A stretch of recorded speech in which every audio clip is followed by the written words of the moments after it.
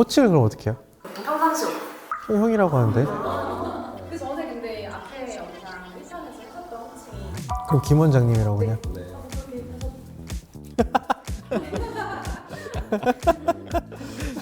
보고 해야 돼요?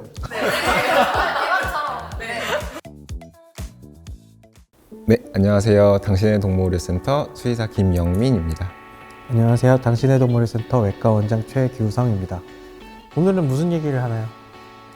많은 분들이 이제 오해한 부분들이 계신데 고양이는 양치질을 안 해도 된다고 하는데 그게 과연 진짜인지.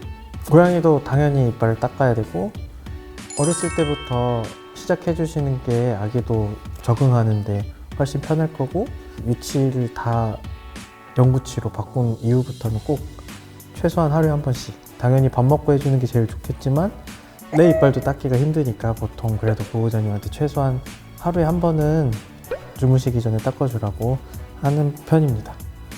만약에 아이가 치약의 향을 싫어한다거나 거부감이 심하면은 칫솔에 물이라도 묻혀서 해주시라고 하는 편이고요.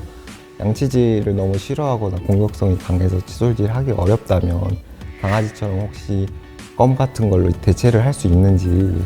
덴탈검이나 그런 게 이제 아마 고양이도 있을 텐데 칫솔질을 사실 대체할 수는 없어요. 그러니까 칫솔질을 기본으로 한 상태에서 병행하는 게 제일 좋은 거고 처음부터 완벽하게 닦을 필요 없으니까 천천히 같이 훈련해 간다는 느낌으로 칫솔질을 해 나가시는 게 제일 좋습니다. 이제 아기들이 이제 치주 질환이 생겼을 때 어떤 증상이 나타나는지 일단은 가장 많이 발생하는 부분들이 이제 입냄새, 주로 이제 얼굴이나 이런 거 관찰할 때 입냄새에 대해서 확실하게 나타나는 부분이 제일 많이 있었던 것 같고요. 통증 반응을 보이면서 식욕이 떨어진다든지 혹은 침 흘림이 있다든지 잘 먹기는 하는데 가끔씩 이제 사료를 떨어뜨리는 행위, 이런 것도 이제 치주 질환이 있을 때 아이가 통증 반응을 미약하게 보일 경우에는 그렇게 나타나기도 해요. 그래서 그런 증상들이 만약에 보이신다면 꼭 이제 병원으로 방문하셔서 치과 검진을 받아보시고 이제 거기에 맞는 이제 치주 질환 치료를 들어가시면 될 것 같아요. 그래서 만약에 치석이 너무 많다 이러면 스케일링 치료를 진행을 하시고 치과 방사선 촬영을 통해서 볼이나 이런 부분이 손상이 있을 경우에 발치까지도 진행해야 될 수도 있는 부분까지 진행을 보통 하게 됩니다, 병원에서. 그런데 결국에는 이제 아까 말했던 것처럼 예방을 하는 게 제일 좋은 거고 아기한테 예방하는 제일 좋은 방법은 결국 양치질밖에 없습니다. 그렇다면 스케일링을 하게 되는 주기는 어느 정도로 정하는 게 좋을까요? 고양이는 사실 어떤 보호자분은 평생 안 닦고 어떤 보호자분은 열심히 닦을 거고 하기 때문에 사실 주기는 정해져 있는 게 크게는 없고 저는 항상 말씀드리는 게 잇몸색을 열심히 보시고 잇몸색이 혹시나 치석이 껴서 그 주위로 많이 빨개져 있다든지 그때는 한번 꼭 수의사 선생님께 상담을 받아보셔가지고 지금 스케일링 할 시기인지 아닌지를 확인해 보시는 게 제일 좋을 것 같고요. 제 보호자 중에 정말 열심히 닦이시는 보호자분이 있었는데 거의 6년, 7년이 지나갔는데도 치석이 거의 없고 치석이 없다 보니까 치주염이나 잇몸 염증이나가 전혀 없어서 그래서 주기가 딱 어느 정도냐라고 했을 때는 크게는 없지만 입냄새가 난다든지 잇몸에 염증이 심하다든지 했을 때는 오셔서 상담을 받으시고 진행을 하시면 될 것 같습니다. 고양이랑 강아지의 이제 뭐 치아의 구조나 아니면은 다른 특이점 같은 것들이 있을까요? 이빨 개수도 많이 다르고요. 고양이랑 강아지랑 제일 큰 질환이 뭐가 있어라고 하면은 치아흡수성 병변이 있는데 이제 고양이들은 보통 치아흡수성 병변 때문에 이제 병원에 와가지고 상담을 받게 되죠. 그게 가장 큰 차이점인 것 같아요.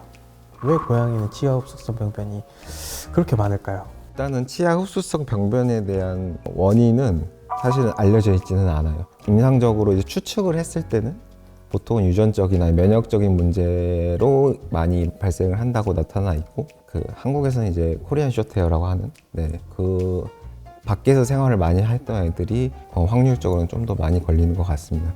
보통은 이제 치주염이 처음에 이제 생기게 돼서 확인을 하기 전에 보호자님께서 발치나 이런 것들을 원치 않으시면 약 처방으로 이제 관리를 원하시는데 이게 뿌리부터 많이 녹는 증상이 나타나기 때문에 겉에서 봤을 때는 녹는 부분들이 잘 안 보여도 방사선을 통해서 많이 녹아 있는 부분들을 확인하면 빨리 발치를 해주는 게 사실은 제일 정답이다, 그러면 이제 보호자분들께서 항상 깜짝 놀라시는 게 우리 아이는 이빨 다 뽑으면 밥 어떻게 먹어요?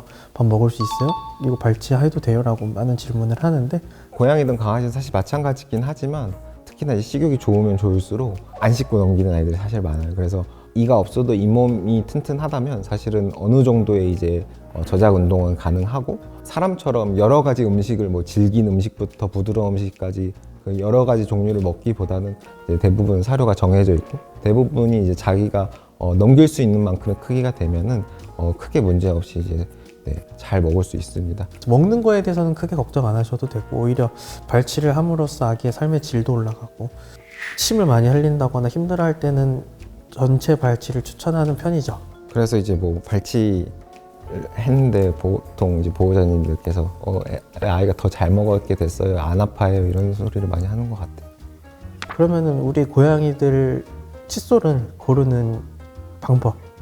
사실 칫솔 같은 경우는 최대한 이제 부드러운 걸로 그리고 칫솔 모으는 최대한 작은 걸로 사실 사용하는 게 좋습니다. 고양이의 치아 사이사이의 이제 공간은 굉장히 사실은 넓게 형성이 되기 때문에 그 사이보다는 치아 자체에 이제 치석이 붙어 있는 것들을 제거를 하는 방법이 제일 좋거든요. 그래서 조금 더 밀도 있고 다치면 안 되니까 최대한 부드럽고 작은 걸로 해서 양치질을 해주시면 될 것 같고 이거는 이제 이론적인 얘기지만 사실 고양이들이 양치를 굉장히 좋아하지는 않고 너무 힘드시면 저는 이제 추천드리는 게 이제 손가락 칫솔처럼 나와 있는 것들도 있어서 음식물만 잘 닦아주시라 이렇게 말씀을 드리긴 해요.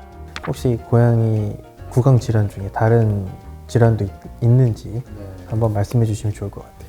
사실은 뭐 치아흡수성염이 굉장히 사실 고양이들이 많이 있는 편이지만 그 외에도 이제 감염성 질환으로 나타날 수 있는 이제 치주 질환도 있어요. 특히나 이제 뭐 칼리시 바이러스나 이제 클라미디아증 같은 세균성 감염이 이제 많이 나타나게 되는데 사실은 이거는 이제 접종으로 많이 예방을 할 수 있는 부분이에요. 근데 다만 이제 접종을 하지 않은 고양이나 이제 길고양이나 이런 아이들이 갖고 있는 경우가 많이 있고 그런 부분들은 헷갈리지 않게 사실은 문진을 통해서 잘 판단이 돼야 될 것 같아요.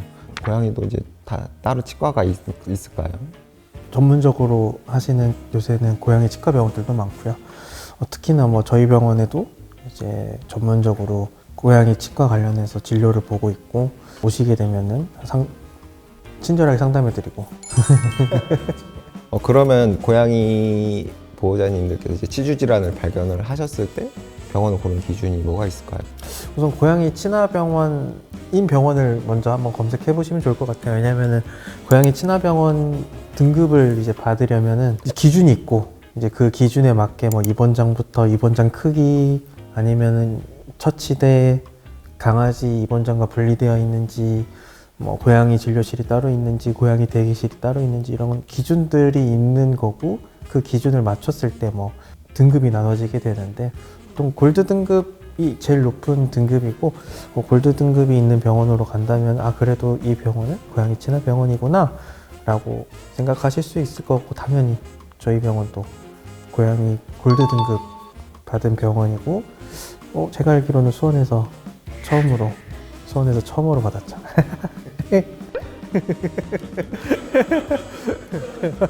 저희 병원 같은 경우에는 아무래도 수원에서 처음으로 인증을 받았다 보니까 되게 많이 오셨어요. 고양이 친화병원으로 가시면 좋은 점은 사실 발치 경험이 엄청 많으실 거예요.